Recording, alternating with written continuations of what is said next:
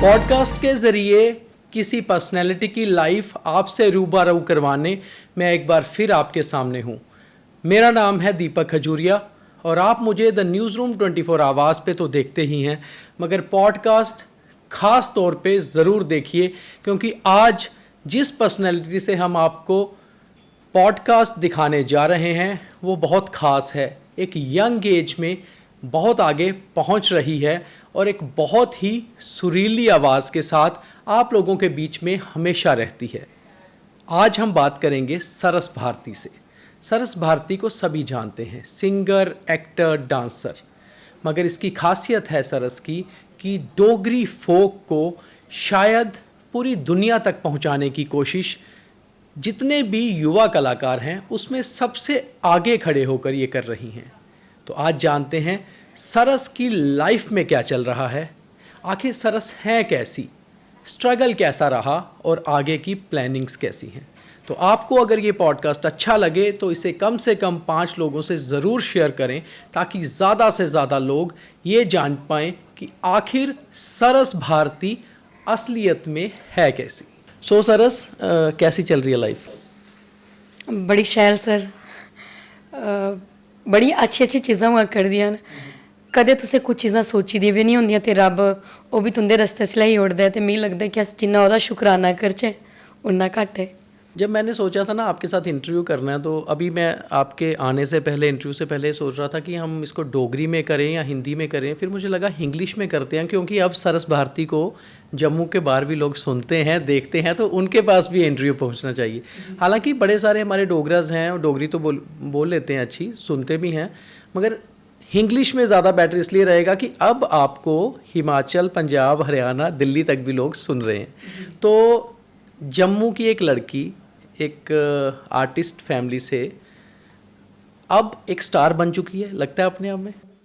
नहीं सर, अभी तो मुझे लगता है कि सफ़र की शुरुआत हुई है और शुरुआत बहुत ही खूबसूरत है, क्योंकि जब माता पिता का साथ आपके साथ होता है और सबसे बड़ी बात है कि अपने गुरुजनों का आशीर्वाद आपके साथ होता है, आपके लोग आपको चाहने वाले होते हैं, तो मुझे ऐसे लगता है कि शुरुआत जब होती है उसके बाद ही आप कोशिश करते हैं कुछ और बेहतर करने की। तो ये मेरी शुरुआत है जो हुई है। अभी तो मुझे लगता है कि बहुत कुछ करना है, ना जाने उसने भी हमारी ज़िंदगी में और क्या क्या सोचा है, और ख़ुद से जो इंसान करने की कोशिश करता है, तो यही हमारी कोशिश रहती है, कुछ और बेहतर करें, कुछ और नया लेके आएँ। शुरुआत, अगर आपने इसको शुरुआत बोला तो बहुत अच्छी, बहुत खूबसूरत शुरुआत आपकी हुई है। अब आप मुझे ये बताओ कि आर्टिस्टिक लेवल की पहले बात करते हैं, फिर पर्सनल पे भी आएंगे, थोड़ी पास्ट की बातें करेंगे कि अभी जहाँ पर हो इससे आगे अब नेक्स्ट स्टेप क्या है? एक्टिंग की तरफ भी जाना है आगे, क्योंकि आपने बीच में एक्टिंग भी की है, या फिलहाल सिंगिंग पे ही फोकस है? सर, पहला फोकस तो मेरा सिंगिंग पे है। सिंगिंग में भी एक पार्ट है हमारा फोक, डोगरी फोक। मुझे ऐसे लगता है कि बहुत से कलाकार हैं अब जो सोशल मीडिया की वजह से इस फील्ड में आए हैं और अपने तरीके से काम कर रहे हैं। और मेरी जो शुरुआत हुई है मेरे पिताजी के साथ हुई है। मैं बचपन से इस फील्ड में हूँ और मैंने जो जो चीज़ें सीखी हैं, मैंने जो चीज़ें देखी हैं, तो शायद वो हर कलाकार ने नहीं देखी, क्योंकि मुझे घर में वो सारी चीज़ें मिली। सिर्फ मेरे पिताजी से नहीं, मेरी माताजी से मैंने डोगरी जो शादी ब्याह में गाए जाने वाले गीत हैं, डोगरी घोड़ियाँ, सुहाग, सिठनियाँ, ये मैं उनके कोलों सीखियां न, ते खास करिए मैं अपनी दादी उनके कोला भाखां सीखियां। तो मुझे ऐसे लगता है कि अगर वो चीज़ें मैंने शुरू की हैं तो आज लोग कहीं ना कहीं इन चीज़ों को थोड़ा सा आप देखते हैं कि वो पीछे छोड़ रहे हैं। आपको प्रॉपर वो प्योर फोक देखने को कम मिलेगा। पर अब जो है एक शादी में लोग डोगरी नाइट करवाना शुरू कर चुके हैं और कोई भी कल्चरल प्रोग्राम रहता है तो उसमें हमेशा कोई ना कोई आइटम डोगरी की तरफ से रहती है जो प्योर फोक हो। तो मेरा पहला फोकस जो है फोक को लेके रहेगा, क्योंकि आज अगर सरस भारती को थोड़े बहुत लोग जानते हैं तो मेरी डोगरी की वजह से, मेरी डोगरी बोली तो आई है कन्नै गै मेरे लोक गीतें की वजह कन्नै। तो जी मेरी पहली प्रेफरेंस है वो हमेशा डोगरी लोक गीत रहोंगन। फोक का आपने बात की कि फोक को आगे बढ़ाना है। फोक वाकई में वो हमारी एक किसी भी कल्चर का, किसी भी जो मतलब संगीत होता है, किसी अब जो मतलब अलग अलग बोली का, उसकी लैंग्वेज का, जो कल्चर का, उसका एक एसेट होता है। जैसे हम कहते हैं ना कि साढ़े बुजुर्गों की विरासत, बिल्कुल जी। बुजुर्गों की हमारी विरासत होती है फोक। तो फोक देखो, कंपटीशन में तो बहुत लोग होंगे, मगर जब आप फोक की बात करते हो तो आपका कंपटीशन कम होगा मगर टफ होगा। तो एक यंग एज में फोक के साथ आगे बढ़ने का कैसे प्लान कर रहे हो? कैसे मतलब फोक को कैसे आप आज की जनरेशन तक ला रहे हो? सर सबसे बड़ी बात है कि शायद पहले मुझे भी नहीं पता था कि मैं क्या कर रही हूँ, क्यों कर रही हूँ। पर हाँ, क्योंकि मेरे घर में था, मेरे पिताजी के साथ उनका पूरा ग्रुप था। जैसे ही मैं जम्मू से बाहर बाकी कलाकारों से मिलने का मुझे मौका मिला, और सबसे बड़ी बात है, अगर आप जम्मू से बाहर कहीं भी जाएंगे, वहाँ पे आप कलाकारों को देखेंगे वो हमेशा अपनी लैंग्वेज में बात करते हैं, और अपनी जो भी वहाँ की जो फोक फॉर्म है उसको लेके वो आगे मंच तक आते हैं। तो उससे एक प्रेरणा आपको मिलती है कि अगर ये लोग अपनी लोक कला के साथ इतना जुड़े हैं तो आप क्यों नहीं। तो एक वो भी एक प्रेरणा का स्रोत है। और दूसरी बात ये भी है कि आप युवाओं को बहुत कम डोगरी लोक कला के साथ जुड़े देखेंगे। सिर्फ कला के साथ नहीं, हमारा विरसा आप ले लो, डोगरी विरसा आप ले लो, बहुत कम युवा इसके साथ जुड़ेंगे। तो हम यही कोशिश करते हैं कि हम कुछ ना कुछ नए तरीके से लोगों को अपने साथ कैसे जोड़ें। आप देखेंगे बीच में गैप आया था कि वो सभी लोग कहते थे कि डोगरी ख़त्म हो रही है, लोग डोगरी कम बोल रहे हैं, सारे डोगरी लोकगीत जी कोई गांदा ही नहीं, कोई सुनता नहीं। पर आज तो दिखा दो कि आज लोग सुनार दे। ਅੱਜ ਨਾ ਜਾਣੇ ਕਿੰਨੇ ਕਲਾਕਾਰ ਆਪਣੇ ਨਵੇਂ ਡੋਗਰੀ ਲੋਕ ਗੀਤ ਲਈ ਆਵਾ ਕਰਦੇ, ਸਿਰਫ ਲੋਕ ਗੀਤ ਹੀ ਨਹੀਂ ਡੋਗਰੀ ਗੀਤ ਵੀ ਲਈ ਆਵਾ ਕਰਦੇ। ਭਾਵੇਂ ਆਪਣੇ ਪਾਸਿਆ ਖਰਚਾ करिए जिਵੇਂ पर कोशिश करा दे। सोशल मीडिया ने थोड़ा ना कहीं मतलब थोड़ा वो बदलाव लाया हमारे लोगों के बीच में। और आज आप देख रहे हैं कि छोटे छोटे बच्चे, माँ बाप कोशिश कर रहे हैं कि हम अपने बच्चे को डोगरी सिखाएं, हम अपने बच्चे को डोगरी लोकगीतों के साथ जोड़ें। डोगरी डांसेस अब स्कूल, मतलब मैं अपने गांधीनगर कॉलेज की बात करूं, मैंने ग्रेजुएशन वहाँ से की है। तो जब मैं नई आई तो दिल से बोलूं, मुझे बहुत कम डोगरी आइटम्स देखने को मिलती थी।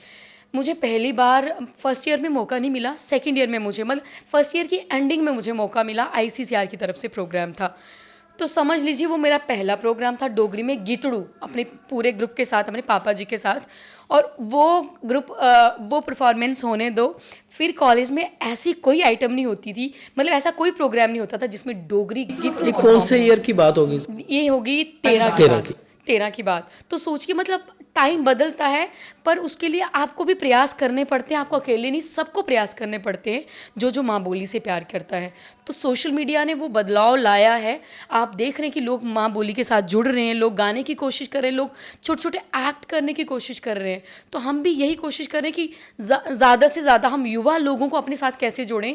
अभी एक मेरे का नया गाना आया है, झुमका जम्मू दा, हालांकि वो प्योर डोगरी फोक नहीं है, मतलब वो एक एक्सपेरिमेंट है ताकि आप ये देख पाएँ कि आप लोगों को अपने साथ कैसे जोड़ सकते हैं आज के यूथ के टेस्ट को देखते हुए कि लोग कौन सी चीज़ों को ज़्यादा पसंद कर रहे हैं। पर आपने ये भी देखा होगा कि फोक बहुत चल रहा है, मतलब जेडे भी लोग तो कोई गीत आ तो लोग उसी बहुत सुनते हैं। आज तो मिलियन च गीत दिखा दो, मैलों दी रानी, कोठा चुक मुंडिया, कोई ऐसा मिगी लगता ब्याह कारज नहीं होना, फंक्शन नहीं होना जित्थे ये गीत नहीं बजते। मतलब बदलाव आवादा है, लोग नमें प्रोजेक्ट लिए आवा कर देन।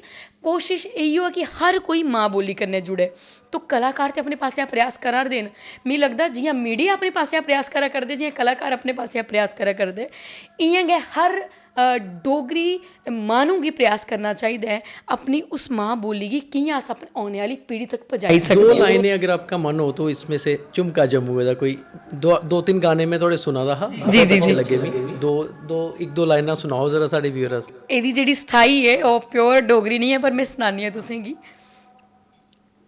परियां जी मैं हाँ मोरनी वर्गी मेरी तोर है, हुसना मेरे कैर कमाया मेरे जई ना हो रे, कातिल मेरी अखा कतल करे मुंडिया दे लखा, जद मैं तक्का कर दिया तक्का मुंडिया नू चढ़ जांदी लोर वे, चरखा मेरा रंग रंगीला थिकड़िया कनकोर वे, झुमका मेरा जमुआ बनिया दिलिया पैदा शोर वे। वाह, ये है ना सही सुरीली Saras. Thank you sir, thank you. Saras, एक इसमें और चीज़ मैं वही पूछने वाला था, जैसे आपने पहले इसी गाने के बारे में कहा कि एक था हमारा ओरिजिनल फोक, उसको युवाओं तक लाना, नई जनरेशन तक लाना, जिसको आज तो जेन जी बोलते हैं लोग, जो सिर्फ एक 1.5 मिनट की रील के बाद ही अगला जो वो कर देता है, इतनी पेशेंस नहीं है। अब जो उसमें थोड़ा सा मिक्स करने की ज़रूरत है, जैसे हमने देखा पंजाबी फोक में या बाकी जो हमारे इंडिया के अलग अलग लैंग्वेजेस के फोक हैं, उन्होंने भी उसमें थोड़ा सा रैप ऐड किया, थोड़ा सा नया म्यूज़िक ऐड किया,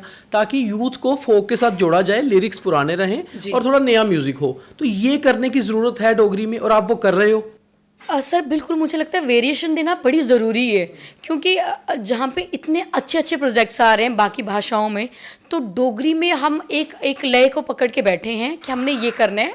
लोग पसंद कर रहे हैं, लोग सुन रहे हैं, लोग बहुत प्यार दे रहे हैं। पर मुझे ऐसे लगता है कि अगर हम सिटीज़ की तरफ थोड़ा ध्यान दें तो यूथ को अपने साथ जोड़ने के लिए आपको ये थोड़े बहुत, मुझे लगता है ये ब्लेंड करने की ज़रूरत है, ताकि आप सभी को अपने साथ जोड़ पाएँ। और ये जो आपने मेरा गाना सुना, बेसिकली ये किसका लिखा है? मेरे पिताजी ने तो लिखा ही लिखा है, पर मेरा छोटा भाई निखिल, क्योंकि इसमें थोड़ी सी जो चीज़ें हमने ऐड ऑन चेंज उसने की, हाँ ऐड ऑन करने की, क्योंकि वो आजकल का जो म्यूज़िक है उसको सुन सुन के बच्चे नई चीज़ें सीखने की कोशिश करते हैं। तो ये वही कोशिश है। शायद इसको कुछ लोग पसंद करें, कुछ नहीं भी करेंगे, क्योंकि मैक्सिमम लोगों को लगता है कि फोक के साथ छेड़खानी नहीं करनी चाहिए। पर मुझे ऐसे लगता है कि छेड़खानी नहीं है, ये एक कोशिश है कलाकार की तरफ से। हाँ, बिल्कुल ला सकते हैं, और ये ज़रूरी है, ये ज़रूरी है। अगर युवाओं को अगर आपने अपने साथ जोड़ना है तो ये ज़रूरी है। आपके पापा तो मतलब उनको तो अब पद्म श्री भी मिल गया, तो मतलब उनको रिकॉग्नाइज किया, समझ लो कि पहली बार उनको एक ऐसी रिकॉग्निशन मिली जिसके वो हकदार थे, लंबे समय से काम कर रहे थे। वो खुद लिखते हैं गाने, आप भी लिखती हैं, आपने अपने कुछ गाने लिखे हैं? सर मैं कोशिश करती हूँ, मैं ज़्यादातर भजन लिखती हूँ। डोगरी गाने बहुत कम लिखे होंगे, भजन ज़्यादा लिखे हैं। पर हाँ, कुछ ना कुछ मेरी कोशिश रहती है, जब हम सभी बैठे हों पापा से गाइडलाइन लेके कि कैसे लिखना है, क्या करना है, तो कोई थीम अगर हम लेंगे, हम उस पर ज़रूर लिखने की कोशिश करते हैं। जब अनाउंस हुआ कि रुमालो राम जी को पद्मश्री मिल रहा है, कैसे थे वो पल? सर वो बेला ही, मतलब मैं तुझे सच सनानी नहीं, जिल्लै 25 जनवरी गी दी अनाउंसमेंट होंदी है, ते शामी राती दे कोई 11 साढ़े 11 दा टाइम हा। असें पता हा कि अज अनाउंसमेंट होनी है, लिस्ट आंदी है पूरी। तो निखिल, क्योंकि वो ज़्यादा एक्टिव है सोशल मीडिया पे, उसको सारी चीज़ों का पता है, हम थोड़े से उस पर पीछे हैं, हम सभी पीछे हैं, तो निखिल को सारी चीज़ों का पता होता है। निखिल कहता है कि आज लिस्ट आनी है, मैं सर्च करके देखता हूँ। लिस्ट निकाली, इसने एक दफ़ा पूरी लिस्ट देख ली, इसको नाम नहीं मिला। अच्छा। तो थोड़ा सा निराश हुआ, क्योंकि उससे पहले ही शायद आइडिया हो गया था आपको? हाँ, इस बार पहले लगा नहीं। अच्छा। आइडिया बिल्कुल भी नहीं था। उसी दिन ना स्टेट अवार्ड की भी लिस्ट आती है। बिल्कुल। पहले हमने स्टेट अवार्ड की लिस्ट चेक की, उसमें कुछ नहीं था। फिर हमने जब ये लिस्ट आई पद्मश्री वाली, पद्मा अवार्ड्स की पूरी लिस्ट आई, तो निखिल एक बार देखते कहता नहीं है। फिर इसने ऊपर सर्च किया जम्मू कश्मीर, जैसे जम्मू कश्मीर लिखा तो उसमें 2 नाम थे, और दूसरा नाम जो था वो रुमालो राम, आगे लिखा था आर्ट। अच्छा। ओदी खुशी जेड़ी ना, मतलब उसी गल करनी है, मैं अगली गल के करा। पापा दुए रूम च हासे दे कोल बैठे थे, मैं मम्मी ते दीदी, आखा दीदी पापा की पद्मश्री तो है, मतलब सर होंदा ना एकदम। और खास करिए मेरे पापा उनकी अक्खां च अथरू हुए। जिस कलाकार ने अपनी मां बोली कि 35-40 साल दिते दे होन, और उसकी मेहनत का जिल्लै फल लभदा है एक अच्छे स्तर उपर, मिगी लगदा वो खुशी जेह्ड़ी वो अथरूं दे जरिए जाहिर होंदी है, उनके अक्खीं च अथरू। और रियल आंसू होंदे इंसान दी ना, मेहनत दे आंसू। जी जी जी। और सारा परिवार बड़ा खुश होया। फिर रिश्तेदारें दे फोन आना शुरू होइए, फिर सारी दी अजकल दी सोशल मीडिया का टाइम है, लोकें फेसबुक, इंस्टाग्राम और व्हाट्सएप उपर कंग्रेचुलेशनस करना शुरू होई है। तो बड़ा खुशी वाला बेला हा। इ'यां महसूस होया कि सिर्फ एक रुमालो राम होरें गी अवार्ड नहीं लब्भेआ, मिगी लगदा जो कलाकार कला कन्नै जुड़े दा होग, जो डुग्गर वासी अपनी मां बोली कन्नै प्यार करदा होग, एह् अवार्ड उसी लब्भेआ है। ते ना जाने उस कोला पैह्लें भी अवार्ड लब्भे ने, पर डोगरी लोक कलाकार गी पहली दफा लब्भेआ। और ये सारे लोक कलाकारें आस्तै बड़ा गर्व वाला बेला हा, गर्व वाला दिन हा। सारे बड़े खुश होए, मतियां मुबारकां दित्तियां ने। ते मैं आखनी आं एह् जेह्ड़ा अवार्ड है साढ़ा सारेआं दा है, ते एह्दे आस्तै मुबारकबाद दे हकदार सारे आं। बिल्कुल। सरस मैं थोड़े फादर साहब का इंटरव्यू किया था 1.5-2 साल पहले, और उन्होंने भी मतलब उस इंटरव्यू में उन्होंने मुझे साफ कहा था कि जब मैंने अपने आर्ट की शुरुआत की थी तो लोग मुझे क्रिटिसाइज़ भी किया करते थे, और बहुत एक मतलब तब लोग ऐसा समझा करते थे कि नाच गाने वाले लोग हैं। तो कहते मैं कई बार घर आके ये सोचता था, क्योंकि वो खुद एक गवर्नमेंट एम्प्लॉय भी थे, टीचर थे एजुकेशन में। तो कहते मैं सोचता था कि क्या मेरा आर्ट मुझे कभी रिकग्निशन दे पाएगा, क्योंकि मैं एक गवर्नमेंट एम्प्लॉय हूँ, टीचर हूँ, रेस्पेक्टेड लाइफ जी रहा हूँ, मगर मैं वो चीज़ कर रहा हूँ जिसको क्रिटिसाइज ज़्यादा किया जाता है। और एक गांव से उठ के आना, एक दूर दराज गांव था तब रामनगर के हिसाब से, और सोशल मीडिया का ज़माना नहीं था। लोग छोटे फंक्शंस में एक आर्टिस्ट को देखते थे और जो देखने वाले बैठे होते थे उनको लगता था कि ये नाच गाने वाले लोग हैं। उन्होंने खुद ये चीज़ मुझे बोली, और तब उनको ये अवार्ड नहीं मिला था जब मैंने इंटरव्यू किया था, पर उन्होंने तब भी बोला कि आज मैं जहाँ हूँ मुझे लगता है कि मेरी वो तिनका तिनका मेहनत थी, है ना। तो आप उस समय बहुत छोटे होगे, आप कैसा फील करते थे कि जब आपके फादर आर्ट के लिए जाते थे, किसी कार्यक्रमों में जाते थे, तब कैसी फीलिंग आती थी? सर अगर बचपन की बात करूं तो शायद मुझे उतना याद नहीं है, पर इतना मुझे ज़रूर याद है कि मेरे पापा जब भी कभी जाते थे, मेरी मम्मा ने हमें बहुत सपोर्ट किया। मेरी मम्मी घर संभालते थे, हमें संभालते थे। हम 3 बहनें हैं, मैं सबसे छोटी हूँ। हम तीनों स्कूल जाती थी, और पापा की ड्यूटी हमेशा गांव से दूर रही है। हमारा गांव अमरोह है, रामनगर कोला लगभग 17 किलोमीटर दूर है, और पापा की ड्यूटी हमेशा दूर दराज इलाके च रही है, जितना 2-2 3-3 घंटे पैदल चलना पौंदा। और पापा की आदत है, वो हमेशा ना चलते फिरते लिखते हैं, उनको गुनगुनाने की आदत है, नए गाने लिखने की आदत है। तो उस दौरान क्या हुआ कि जैसे आपने जैसे जिक्र किया, मतलब मैं अपनी बात करूं, जब मैं उनके साथ में पहली दफ़ा मुझे जो याद है, मैंने जब परफॉर्म किया, मैं 6th स्टैंडर्ड में थी, और बैसाखी फेस्टिवल होता था यहीं पे जम्मू मेला। मैं इ'यां चेता, मैं पिंक कलर का फ्राकू लाए दा, मिगी ओह् चौं चखाए दा, टोखरी पिच्छे चकाई दी, ओह्दे च चूहे दे फुल्ल पाए दे। वो पहली परफॉर्मेंस मेरी पिता हुंदे कन्नै हुई। और तब क्या था, क्योंकि मतलब सिर्फ मुझे लगता है गाँव के लोग नहीं, शहर के लोग भी ऐसे होंगे जो ये कहते होंगे, लोकें ये चीज़ आखी कि इक कनेहा प्यो है अपनी धीए गी कन्नै नचांदा है। किस एज चो ने तुस उसले? मैं 6वीं पढ़दी, अच्छा, मतलब 10-12 साल जदों मैं शुरुआत की। पर मिगी इ'यां लगदा कि उ'नें इ'नें गल्लें दी परवाह नहीं करदे होई उ'नें हमेशा अपने कदम गी अग्गें रखेआ है, क्योंकि उं'दा इक मकसद हा, उस मकसद तक वो पुज्जना चाहते हैं। तो उस रब ने भी पूरा साथ दिता है, माता रानी ने खास करिए माँ प्यो का पूरा साथ रही है।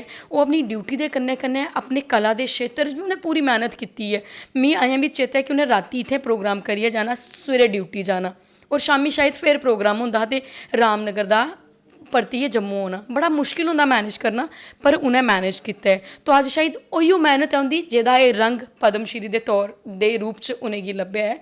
बाकी लोकें दी गल्लें गी तुस अगर ज़्यादा सिरै पर चढ़ाई लैगे तो फिर मिगी लगदा तुंदी रुकावट फिर रुकावट बनी जंदियां न। लोग ते इन्ने कुड़ियें गी नचाइयै ते अवार्ड लैते ने, ते केह् फर्क पौंदा है। पर उंदे च क्या अच्छे लोग भी हैन जो अज एह् चीज़ आखदे न कि रुमालो राम जी अस तुंदी बेटी आंगर अपनी बेटी गी बनाना चाहते। तो हर सोचते लोग ने, तुसें लोकें दी सोच गी बदलने आस्तै थोड़ा जिहा वक्त लगदा है, पर मिगी लगदा है दोनों टाइप के लोग तुसें सोसाइटी च लभदे और ज़रूरी भी हैं। ये था आपके पिताजी के सफ़र की बात। आपने अपना थोड़ा सा बता दिया कि 6-7 स्टैंडर्ड से शुरू किया थोड़ा सा। अगर शुरुआती दौर की बात करें, कितना टफ़ था उस समय, क्योंकि बहुत ज़्यादा संसाधन भी नहीं थे, बहुत चीज़ें भी नहीं थी। रिच कल्चर तो था मगर फैमिली में उतना पैसे का भी सिस्टम नहीं था, 3-4 बच्चों की पढ़ाई भी देखनी, घर भी चलाना। आपकी शुरुआत कैसी थी उस समय, लाइफ कैसी थी? बड़ी अच्छी थी सर। एक्चुअली मुझे शायद मैं बड़ी ना ज़िद्दी टाइप की लड़की थी अपने घर पे, सबसे छोटी थी, और जो भी कहती थी वो होता था। मतलब मैं हर अपनी बात को मनवाने वाली लड़की थी अपने घर में, अभी भी हूँ। मतलब तो जिद मेरी रौंदी जेह्ड़ी चीज़ मैं चाहिदी ते ओह् चाहिदी भामें कनेही भी होग, पर माता पिता ने कदें ओह् रियलाइज़ ही नहीं होना दित्ता कि इस चीज़ दी असेंगी कमी है। उन्हें मतलब बच्चें गी रियलाइज़ नहीं होना दित्ता। माता पिता ने जरूर उन्हें तंगियें गी दिक्खेआ होना, पर बच्चें ओह् चीज़ां फेस नहीं कीतियां। मैं जदूं भी उं'दे कन्नै आई, मैं जो चीज़ चाही मिगी ओह् थ्होई, और मिगी पिता हुंदे कन्नै मंच थ्होया है, मैं पिता हुंदे कन्नै सिक्खेआ है। मैं अज भी जिसलै मेरे कन्नै होंदे ते मिगी टेंशन नहीं होंदी कि मैं प्रोग्राम गी कि'यां करिए जां कि'यां होग। मिगी पता पापा मेरे कन्नै ने, पर उन्हें असेंगी मजबूत बनाया कि कल गी अगर मैं तुंदे कन्नै मंच उप्पर नहीं भी जा पां तो तुसें मंच कि'यां संभालना है। ओह् आखदे न जेल्लै उं'दी बैक सपोर्ट तुंदे कन्नै होंदी है, अपने गुरुआं दा आशीर्वाद थुआढ़े कन्नै होंदा है, फिर तुस जेह्ड़े भी क्षेत्र च जागे हो जरूर तरक्की हासिल करगे हो। ते ओह् जेह्ड़ी चीज़ है टफ भी रही, ऐसा नहीं जि'यां मैं तुसें गल्लां दस्सियां कि लोग एह् चीज़ आखदे, पर माता पिता ने उ'नें गल्लां दा साढ़े उप्पर असर नहीं होन दित्ता। आपूं शायद उ'नें फील कीता होग, महसूस कीता होग, पर साढ़े तक उन्हें चीज़ें का असर नहीं होने दिता और अज भी वो ये दी चीज़ें की इग्नोर करते हैं। वो हमेशा अच्छी सोच की लेइयै चलते हैं, अच्छी लोगों की गल की लेइयै चलते हैं और ताइयां शायद अज वो इन्ने तक पुज्जे ने। शुरुआत कैसे हुई सरस? आपको इंटरेस्ट था खुद आर्ट के साथ जुड़ने का, या फादर ने देखा कि मेरे चारों बच्चों में इसको ज़्यादा इंटरेस्ट है इसलिए जोड़ना? कैसे शुरुआत हुई? मेरे से जो बड़ी दीदी हैं वो बहुत अच्छा गाती हैं, पूजा भारती, वो प्रोफेसर हैं ज्योग्राफी की, तो उनको अभी कम टाइम मिलता है मेरे साथ या ऐसे भी गाने का, पर शुरुआत उनसे हुई है। वो अच्छा, वो पहले गाती थी, पापा के साथ भी जाती थी। जो बड़ी दीदी है वो भी डांस करती थी, पर मैं शायद बचपन से ही डांस भी करती थी और गाती भी थी। और स्कूल में मेरी जो 5th तक की पढ़ाई है मेरे गांव अमरोह स्कूल से हुई है, मिडिल स्कूल अमरोह से।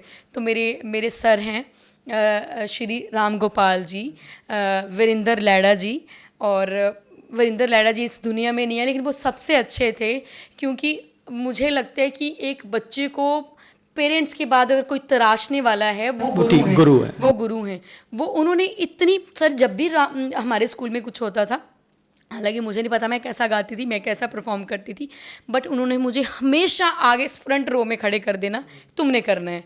और मैं गाती भी थी और मैं डांस भी करती थी।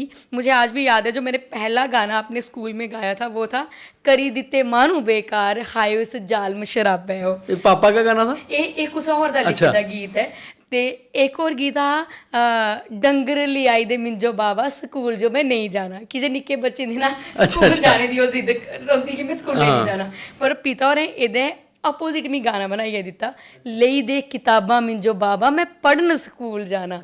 तो वो 5वीं तक जिन्ने भी प्रोग्राम साढ़े उत्थे स्कूल होंदे हे, मैं हर प्रोग्राम च हिस्सा लैंदी ही और मेरे टीचर्स ने हमेशा मिगी सपोर्ट किया। मैं डांस होई या निक्का निक्का कोई एक्ट होई या गाना होई या छेती छेती आ जा मेरे ढोल परदेसी या अम्मा तेरी दिंदी झिड़का। तो एक गीत ऐसे हिमाचली गीत है, शेर सिंह होंदे ते आतू हिमाचली गीत बड़े सुनदे लोग। वो शुरुआत मेरी उत्थों दा होई है। फिर जेह्ड़ा मिगी पिता हुंदे कन्नै चेता है वो मेरा जि'यां 6वीं पढ़दी ही मैं उं'दे कन्नै पहली दफ़ा बैसाखी फेस्टिवल च परफॉर्म कीता।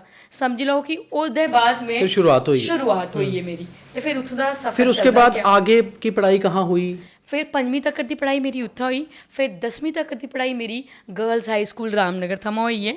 और उत्थै भी एक बड़ी अच्छी गल्ल हुई कि मेरे सर न सागर सर, श्रीमान सागर सिंह जी, ਉਹ कला कन्नै बड़ा प्यार करते हैं। मतलब वो हर बच्चे की अग्गें लियाने की कोशिश करते हैं। 10वीं तक मैं स्कूल का कोई भी इवेंट होंदा हा मैं सारे कोला अग्गें सरस भारती गांदी भी ही। उस वेले मैं गीत गाया सौन दे महीने विच छुट्टी आई जा फौजिया कलिए दा लगदा नी चित, मेरे पिता हुंदा लिखे दा गीत हा, वो मैं उस वेले गाया। तो वो शुरुआत जी ना बड़ी अच्छी हुई। और सारे कोला बड़ी गल कि स्कूल च मिगी फुल सपोर्ट। मतलब तब तक रामनगर में लोग जान चुके थे कि सरस जो है रामनगर में रामनगर में गाना शुरू कर चुके थे, मगर तब सोशल मीडिया पे इतना अभी कुछ नहीं आया था। सोशल मीडिया था ही नहीं। मैं जब कॉलेज में आई तब मुझे फेसबुक का पता चला। उसी समय ऑलमोस्ट थोड़ा स्टार्ट हुआ था जी। तो तभी मैंने कोई अकाउंट नहीं बनाया, मुझे कुछ भी पता नहीं था। उसके बाद मैंने हायर सेकेंडरी स्कूल रामनगर से अपना 12th किया। तो वहाँ पे एक और अच्छे लेवल पे मुझे, क्योंकि हायर सेकेंडरी स्कूल में अलग अलग स्कूल के सभी बच्चे आते हैं, आप जब भी पार्टिसिपेट करते हैं तो आपके टीचर्स, सबसे बड़ी बात है कि टीचर्स आपको हर तरीके से पॉलिश करने की कोशिश करते हैं। वहाँ पे हमेशा गाना तो होता था, डांस भी होता, लेकिन एक्ट भी होता था साथ में।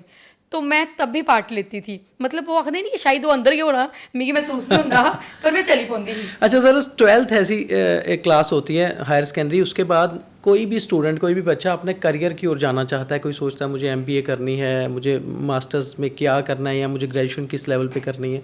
जब रामनगर के बाद जम्मू आने की बारी थी ग्रेजुएशन करने की, तब मन में ये था कि मुझे अब एक सिंगर बनना है, पापा की तरह आर्टिस्ट बनना है और इस लाइन में जाना है, उसी से कंसर्न सब्जेक्ट लेने हैं, या एम कुछ और था और ये भी था कि साथ साथ ये करना है? तब क्या सोचा था? सर सच बोलूँ तो मेरे 12th तक ना मैंने मेडिकल रखा था। मेरे घर वाले चाहते थे मैं डॉक्टर बनूँ, मैं मेडिकल फील्ड में जाऊँ। लेकिन जैसे मैं स्कूल में पहुँची, क्योंकि मैं गाती अच्छा थी, मैं डांस बड़ा अच्छा करती थी, तो मेरी एक मैम थे जो मुझे हमेशा कहते थे कि तुम्हें म्यूज़िक लेना चाहिए, पर रामनगर में म्यूज़िक नहीं था। फिर मेरी मैम मेरे पापा से मिले, कहते आप एक बार इसको म्यूज़िक ज्वाइन करवा के तो देखो। तो मैं ना म्यूज़िक के लिए बेसिकली जम्मू आई थी। जम्मू आए, नहीं ओके। तो हमारा कॉलेज रामनगर में भी था, मैं वहाँ पे भी अपनी ग्रेजुएशन कर सकती थी, लेकिन मैं म्यूजिक के लिए जम्मू आई। लेकिन तब भी मुझे ये नहीं पता था कि फाइन आर्ट्स भी कॉलेज है जहाँ पे आपको फुली आपको म्यूजिक, हाँ, म्यूजिक प्रॉपर म्यूजिक सब्जेक्ट है। तो मेरी दीदी यहाँ पढ़ रहे थे गांधीनगर कॉलेज में, तो मैंने फर्स्ट ईयर में यहीं पे एडमिशन ले लिया। जब मैंने एडमिशन लिया तो मुझे लगा म्यूजिक मतलब सिर्फ गाना बजाना, मतलब सिर्फ गाना, कोई भी डोगरी गाना, कोई भी हिंदी गाना, गाना। हिंदी गाना, बिल्कुल। मुझे ये नहीं पता था कि इसमें राग होते हैं, इसमें ताल होते हैं, इसकी थ्योरी है, मुझे कुछ भी पता नहीं था। एडमिशन तो मैंने ले ली, और जैसे एडमिशन ली तो मुझे पता चलता कि ये भी चीज़ें हैं। मैं बोलूँ ये क्या है अब, क्योंकि मुझे एक उसका कुछ भी नहीं पता, कोई नॉलेज नहीं थी। एडमिशन तो ले लिया, ठीक है। उसके बाद एक साल तक मैंने कॉलेज में कुछ भी नहीं किया। फिर मुझे लगा कि मैं जिस काम के लिए, जिस वजह से यहाँ पे आई थी, वो मैं तो कुछ हो भी नहीं कर- रहा, हाँ। क्योंकि कॉलेज में इतनी संख्या में बच्चे हैं, आपको खुद आगे आना है। तो एक स्कूल था जहाँ पे टीचर आपको आगे अच्छा, लाते थे। एक चीज़ सरस, इससे हटकर, मतलब रूटीन से हटकर सवाल है कि बड़ी सारे ऐसे स्टूडेंट सोचते हैं कि जैसे जम्मू के कॉलेज में आप आए हैं ना, अब आप रामनगर से आए, तो यहाँ आकर जो यहाँ की लोकल गर्ल्स होती हैं, क्या ऐसा होता है कि उनका ज़्यादा डोमिनेंस होता है, और वो जो बाहर से आई हुई लड़कियाँ हैं दूसरे डिस्ट्रिक्ट से, थोड़ा सा दिक्कत होती है, या उनको थोड़ा आगे बढ़ने में कहीं रुकावट आती है, कुछ ऐसी चीज़ें हो रहती हैं सर कॉलेज? ऐसा एक्चुअली मुझे लगता है उनकी तरफ से होता नहीं, लेकिन हम लोग महसूस करते हैं। मतलब मैंने भी ये चीज़ महसूस की है, क्योंकि मुझे ऐसे लगता है कि हम लोग अब हम गांव से उठ के आए हैं, तो एक वो कहीं ना मन में ये चीज़ रहती है।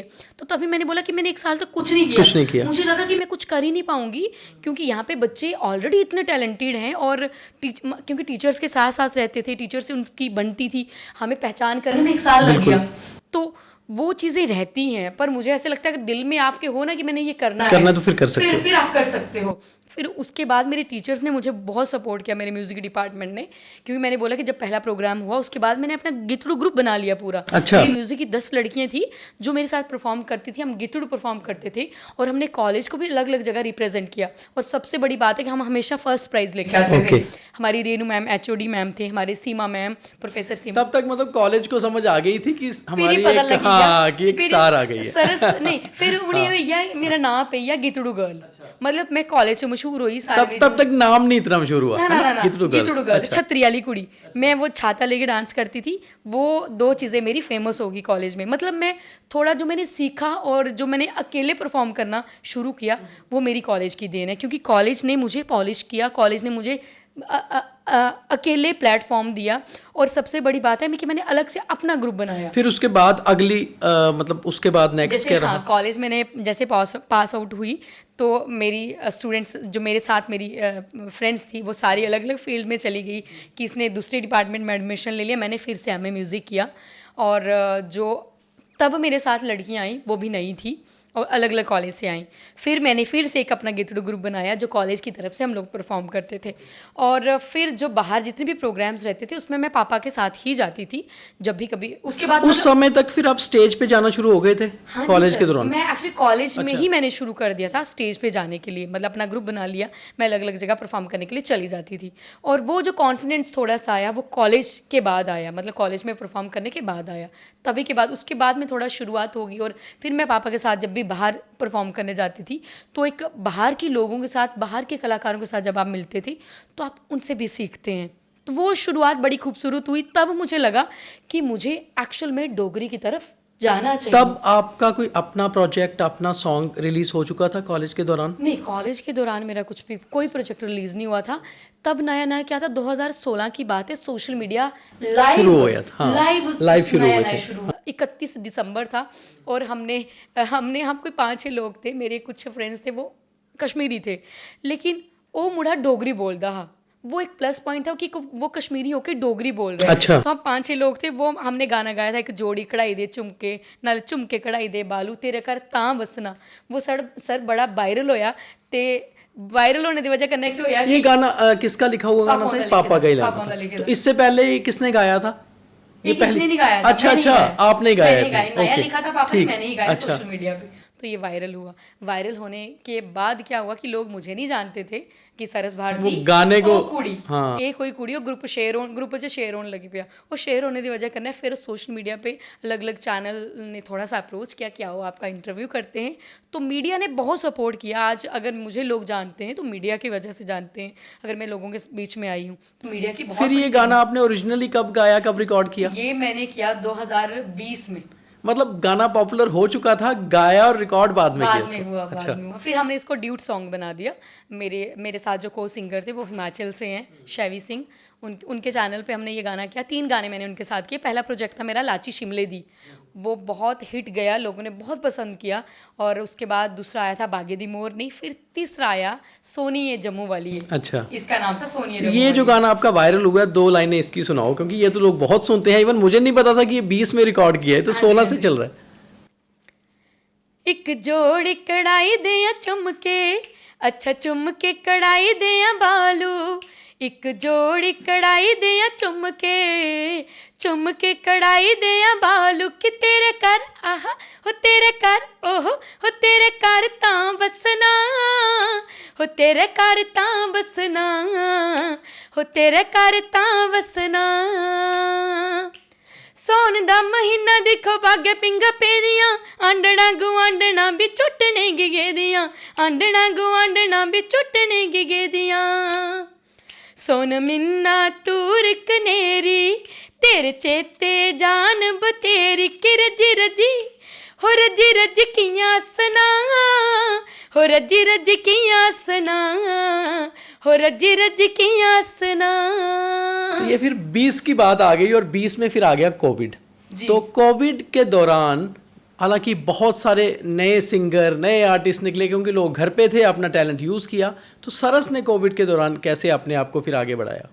सर अगर आपने देखा होगा उस टाइम ऐसा था कि वो 5G भी हमारा नेट बंद था, नेट भी बंद हो गया बीच में कहीं कहीं पर। हाँ, नेट बंद जहाँ पर केसेस निकलते थे वहाँ नेट बंद हो जाता था। नेट बंद हो गया। नेट बंद होने की वजह से क्या हुआ, मेरे पापा ने और हमने मिलके ना करके 250 से 300 गीत कोरोना पे लिखा। एक गाना था हमारा, रोको तो से करोना रोको ये अभियान चलाना। बिल्कुल है बिल्कुल। पिंड ग्रां ते शहर बाजार ये संदेश पुजाना है। तो एक और गीत है, दिखो जिला प्रशासन साड़ा हर बेल्लै करोना पर भारा। ते ਇਹ ऐसा होया कि ना उस बेल्लै रोहित कंसल ने ट्वीट किया। मैं ते मेरी दीदी ने गाया, क्योंकि अस एक्टिव बड़े होने दिन वाईफाई है घर। उस दौरान गांव में रहे या यहीं थे जम्मू में? अच्छा, गांव चले गए। और उस बेले एक्टिव था है क्योंकि एक ते लोग भी परेशान है कि कोरोना है और लोगों की एंटरटेन करने वास्ते कोई ना कोई जरिया होना चाहिए। और उस बेले तुम देखियो ना बड़े आर्टिस्ट आए, अलग अलग फील्ड के बहुत आर्टिस्ट आए, सबने कोशिश की। और बड़ी अच्छी बात है कि लोगों का टाइम जो था वो टफ टाइम को अच्छे से निकाला। तो वो उस टाइम में ऐसा हुआ कि ये गाना हमारा ये वाला फिर से वायरल हुआ। रोहित कंसल जी ने ट्वीट किया और मीडिया सारा घर पे पहुंच गया। और कोविड का टाइम था तो इंटरव्यूज हुए। तो सबसे बड़ी बात है कि हमने बहुत गाने लिखे। और जो मैंने अभी आपको जिक्र किया चुमका जम्मू में था, ये कोविड के टाइम का गाना लिखा हुआ है। अच्छा। और ये रिकॉर्डेड भी उसके जैसे हमारा लॉकडाउन खत्म हुआ था, हम लोग चंडीगढ़ गए थे, हमने तब रिकॉर्ड किया था। लेकिन इस गाने को जब भी हमने वीडियो शूट करने की कोशिश की वो डिले होता गया। जब पहला शूट इसके करने की कोशिश की बसोली में, हमने सब कुछ कर दिया और उसी दिन लॉकडाउन लग गया, फिर से रह गया। और इतना रह गया, इतना लटक गया कि अभी 24 में आकर शूट हुआ है। तो उस टाइम हमने बहुत काम किया, गाने बहुत लिखे। सर डांस भी आप अच्छा करते थे, गाते भी अच्छा थे, और 20-22 तक फिर आप एक अच्छा मतलब एक अच्छे समझ लो एक अच्छे आर्टिस्ट बन के उभर चुके थे।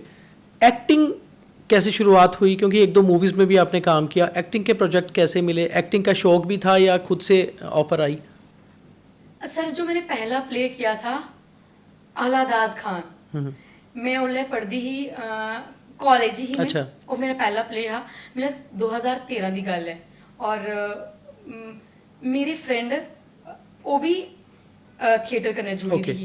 तो ऐसा आखिया कि क्यों ना थिएटर मतलब करचे नहीं, उसको पहले ना कॉलेज से डिस्प्ले योर टैलेंट होता है। हाँ, बिल्कुल, जो यूनिवर्सिटी करवाती है। उसमें मैंने एक प्ले था, मतलब 2-3 प्लेस में मैंने काम किया और एक में मुझे मेरिट सर्टिफिकेट मिला।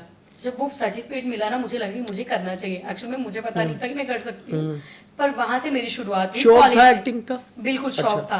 वो डिस्प्ले योर टैलेंट से मेरी शुरुआत हुई। फिर मैं अलग अलग ग्रुप्स के साथ जुड़ी और पहला प्ले जो मैंने अकेडमी की तरफ से ड्रामा फेस्टिवल होता था, उसमें मैंने सेकंड बेस्ट एक्ट्रेस का अवार्ड लिया। वहां से मेरी शुरुआत होगी और सोल्यूशन एक्स ड्रामे का नाम था, बिल्कुल। उसमें मैंने ये पहला मतलब मैंने एक सर्टिफिकेट लिया। बस वहाँ से शुरुआत होगी। वहीं से हमारे डीडी काशिर के जितने भी सीरियल्स रहते थे तो एक लिंक्स बन गए सबके साथ, क्योंकि मैं थिएटर के साथ जुड़ी, वहाँ से लिंक्स बन गए। जब भी कोई ये सीरियल की शूटिंग होती थी तो मुझे हमेशा किसी ना किसी की तरफ से अप्रोच होती थी कि सर जी कर लो। फिर मूवीज भी की आपने उसके फिर मैंने बाद? मूवीज की भी की। मैंने डीडी उर्दू के लिए काम किया, डीडी प्रभा के लिए काम किया। मैंने एक निगहबान पत्थरबाजी पे मूवी थी, वो मैंने की। फिर अभी आपने एक देखी होगी हमारे मौज मस्ती मूवी, हाँ बिल्कुल बिल्कुल देखी थी मैंने। इस पे है ड्रग्स पे थी, ड्रग्स हाँ पे है। बिल्कुल थी। उस मूवी में काम किया मैंने। सीरियल्स काफी अच्छे अच्छे किए और सबसे बड़ी बात है कि मैंने वहां जाके सीखा। थिएटर में मेरे एक बड़े भैया हैं, उनसे मैंने, बलविंदर सिंह जी बहुत अच्छे एक्टर हैं, बहुत अच्छा काम उन्होंने किया है, मैंने उनसे बहुत सीखा। तो थिएटर में जाके आप हर चीज़ को पॉलिश करते हो एक्चुअल में। वहाँ पे थिएटर तो आप एक्टिंग तो है ही है, आप गाना भी अच्छे से सीखती हैं, आप डांस करना अच्छे से सीखते हैं।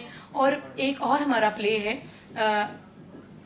ब्लड एंड ब्यूटी, अच्छा। डॉक्टर अभिषेक भारती जी की डायरेक्शन में था और ये प्ले बहुत ही ज़बरदस्त था। इसने 2-3 बार फर्स्ट वो लिया, अवार्ड लिया। तो इनके साथ मुझे बाहर भी जाने का मौका मिला। फिर मैंने खीमू सर के साथ प्लेस किए, जितने भी बाहर के फेस्टिवल्स रहते थे, तो वहाँ से मैंने सीखा, वहाँ से मेरे लिंक्स बने। उसके बाद मैंने सीरियल्स में काम किया, मूवीज़ में काम किया। डोगरी में अभी बहुत बार कोशिश होती है कि जैसे पंजाब अच्छी इंडस्ट्री है, महाराष्ट्र इंडस्ट्री है, साउथ की तो बहुत अच्छी है, फिल्म इंडस्ट्री है बाकी, तो जम्मू में अभी कुछ वैसा इतना नहीं है। हालांकि आप अपने लेवल पे जो कर रही हैं वो डोगरी में, फोक में, बिकॉज ऑफ योर फादर, क्योंकि पीछे वो सपोर्ट करने को हैं और आपको बताने को, गाइड करने को। इसके अलावा आपने बॉलीवुड में भी कुछ प्रोजेक्ट मुंबई में किए, वो क्या प्रोजेक्ट्स थे और आगे क्या वहाँ के कुछ ऑफर हैं, वहाँ कुछ कर रही हैं? सर आपने एक हमारा प्रोजेक्ट देखा होगा, प्यारा जम्मू कश्मीर, जिसमें हम सोनू निगम जी, सिद्धार्थ मल्होत्रा जी और भी बहुत अच्छे अच्छे जो नामी सिंगर्स हैं, उनके साथ वो हमारा प्रोजेक्ट था। वो एक प्रोजेक्ट है। उसके बाद हमारे जो इसके प्रोड्यूसर हैं अक्षय अस्थाना जी, वो मुंबई से हैं। वो सबसे बड़ी बात है कि उन्होंने यहाँ के लोकल बच्चों को, 4 बच्चों को लेके उनके साथ काम करवाया था। तो उनके और भी प्रोजेक्ट्स आने वाले हैं। कुछ हो सकता है कि मतलब कब आएंगे ये उनको पता है, लेकिन वो उनको था कि वो एक प्रोजेक्ट है। और सबसे बड़ी बात है कि जम्मू कश्मीर के लिए वो प्रोजेक्ट हुआ था और उसमें हम लोगों को उनके साथ काम करने का मौका मिला था। हमारे लिए बहुत बड़ी बात थी, क्योंकि मैंने तो कभी सोचा भी नहीं था, क्योंकि मैं एक फोक फील्ड से हूँ। इंसान सपने में भी नहीं सोच सकता कि हम उनके पास जाएंगे, उनके साथ गुनगुनाएंगे। तो ये बहुत बड़ी बात थी हम 4 बच्चों के लिए जो उस प्रोजेक्ट में काम कर रहे थे। तो हो सकता है आने वाले दिनों में कुछ नई चीजें उनकी तरफ से और भी आए। कितना कॉन्फिडेंस बिल्ड होता है ऐसे बड़े आर्टिस्ट के साथ काम करने में, और क्या फिर उसके बाद उनके साथ टच रहा रूटीन में? जी सर के साथ तो अभी भी हमारी बातचीत होती रहती है और सर ने इतनी भी कोशिश की कि हम उन लोगों के साथ परफॉर्म करें। पर मेरा एक ये था कि मैं ज़्यादा डोगरी गाती हूँ, मैं हिंदी कम गाती हूँ, तो उस वजह से मैं वहाँ नहीं जा पा रही हूँ।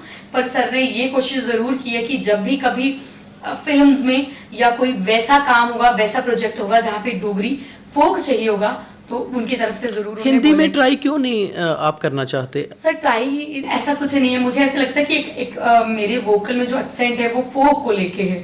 तो ऐसा नहीं कि मैं कोशिश नहीं करती हूँ, बट मैंने बचपन से डोगरी गाया, उस वजह से मैं हिंदी की कोशिश तो करती हूँ, लेकिन उसके साथ प्रॉपर जितना गाना आना चाहिए मैं जस्टिफाई नहीं कर पाती हूँ। इसलिए मेरे को ऐसे लगता है कि जिसमें मैं कर पाती हूँ। ट्राई करोगे आगे? हाँ जरूर सर, कोशिश तो करूँगी।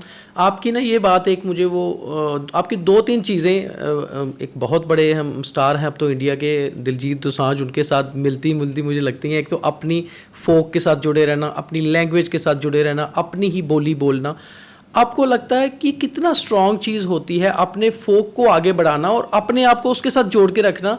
क्योंकि ऐसे में ऐसा नहीं है कि आपको भी शायद हिंदी, अगर आप हिंदी में गाओ शायद कुछ बहुत अच्छे प्रोजेक्ट मिले, बहुत राइज कर जाओ, बट ये सोचना कि मैं भी राइज करूँ और साथ में मेरा फोक, मेरी माँ बोली, ये सब जुड़े रहें, ये कितना, आप इस पे कितना फोकस रहते हो?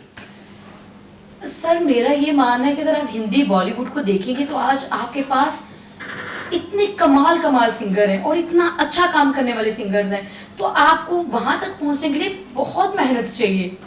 और डोगरी फोक हमारी जड़ें हैं, जड़ें हमारी मजबूत होनी चाहिए। बिल्कुल। और अगर आप बाकी कलाकारों को, जैसे आपने पंजाब का जिक्र किया, तो अगर आज आप पंजाबी कलाकारों को लेके चलेंगे, वो हमेशा जहाँ पे भी जाएंगे अपना पंजाबी में बातचीत करेंगे, अपना पंजाबी गाएंगे, क्योंकि उनको ऐसे लगता है। और आज सबसे बड़ी बात है कि पंजाब जो है वर्ल्ड वाइड फेमस है, पंजाबी हर जगह जानी जाती है।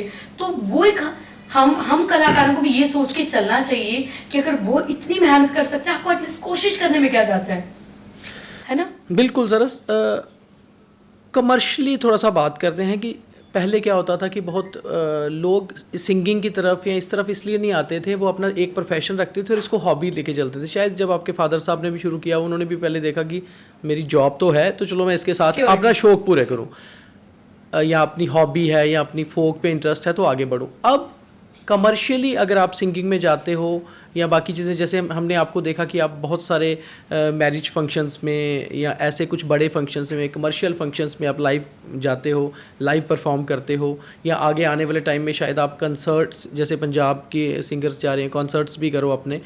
तो अब आपको लगता है कि स्टेबिलिटी है प्रोफेशनली इसमें? सर अभी तक जो मुझे लगता है कि अभी तो है, कल का हमें और मेहनत करने की ज़रूरत है और लोगों को अपने साथ जोड़ने की ज़रूरत है।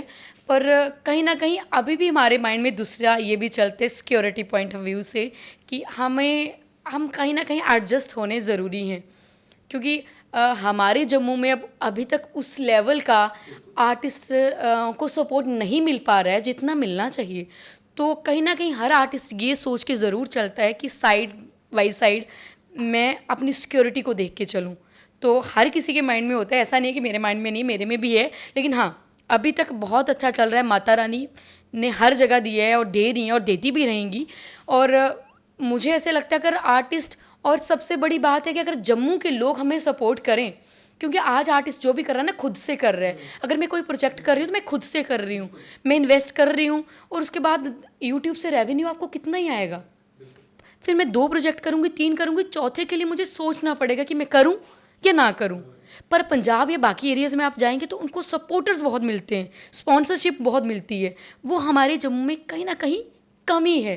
तो इस तरीके से भी हमें ये सोच के चलना पड़ता है कि हम और क्या सोच के चलें कि हम वहाँ से सिक्योर हो जाएं। तो ये सोच के मुझे लगता है हर आर्टिस्ट फिलहाल तो चल रहे हैं, आगे का कुछ कह नहीं सकते। जम्मू के बाहर से बाकी स्टेट्स से, जो हमारी नॉर्थ इंडियन स्टेट्स हैं, वहाँ से कभी लाइव परफॉर्म करने के ऑफर्स आते हैं या कुछ वैसा होता है? सर मैं अभी गई थी, अमृतसर गई थी, माता रानी का जागरण था। उससे पिछले दिनों मैं पालमपुर गई थी, मैं लुधियाना गई थी, मैं मुंबई गई थी। ऐसा नहीं है, माता रानी के सबसे बड़ी बात है कि जब मैंने माता रानी के दरबार में गाया, 2022 की बात है, हमारी पूरी टीम थी, मेरे पिताजी। उसके बाद मुझे माता रानी ने बहुत सारी जगहों पे बुलाया माता रानी के जागरण के लिए। और सबसे बड़ी बात है कि अब लोग शादी के लिए, मैरिज फंक्शंस में भी लोग बुला रहे हैं। तो ये कहीं ना कहीं सोशल मीडिया की देन है। सोशल मीडिया ने भी एक वो स्टेप बना दिया। और सबसे बड़ी बात है कि माता रानी के दरबार में गाना और उसके बाद जब लोग आपको अप्रोच करते हैं, तो ये उसी की देन है। अभी लोग बुला रहे हैं, आगे का मैं कुछ कह नहीं सकती, पर हाँ अभी मेरे कुछ शोज और भी हैं जो मैं जम्मू के बाहर जाके करूँगी। कुछ ऐसा सोचा है, जैसे हमने बीच में देखा था एक वो तांग सजने दी करके एक आपने जॉइंट कुछ हमारे जम्मू के आर्टिस्ट ने किया था, तो अगर कुछ ऐसा इकट्ठे होकर लैंग्वेज के लिए या कुछ कॉन्सर्ट्स करने का प्लान करो, तो ऐसे कुछ प्लान्स हैं सो दैट कि हम इसको भी बड़ा करें, जैसे अपने डोगरी फोक को या डोगरी लैंग्वेज को? सर जैसे आपने देखा होगा, ये एक कॉन्सेप्ट था आकाश डोगरा जी का, सोनाली डोगरा जी थी इसमें, और हम सभी कलाकार थे जिन्होंने इसमें पार्ट लिया। और सबसे बड़ी बात है कि सब ने फ्री में काम किया, क्योंकि हमारा काम था। और ऐसा नहीं होता कि किसी भी काम के लिए खर्चा नहीं आता, खर्चा बहुत आता है सर। पर वही मैंने आपको बोला कि खुद से किया, खुद से कर रहे हैं। एक बार कोशिश करता है, 2 बार कोशिश करता है, तीसरी बार उसको सोचना पड़ता है मैं करूं या नहीं करूं, क्योंकि हमारे पास उतना रेवेन्यू नहीं है। तो बाहर के कॉन्सर्ट्स उस लेवल के होते हैं, क्योंकि वहाँ पे ये सारी चीज़ें उनको प्रोवाइड की जाती हैं।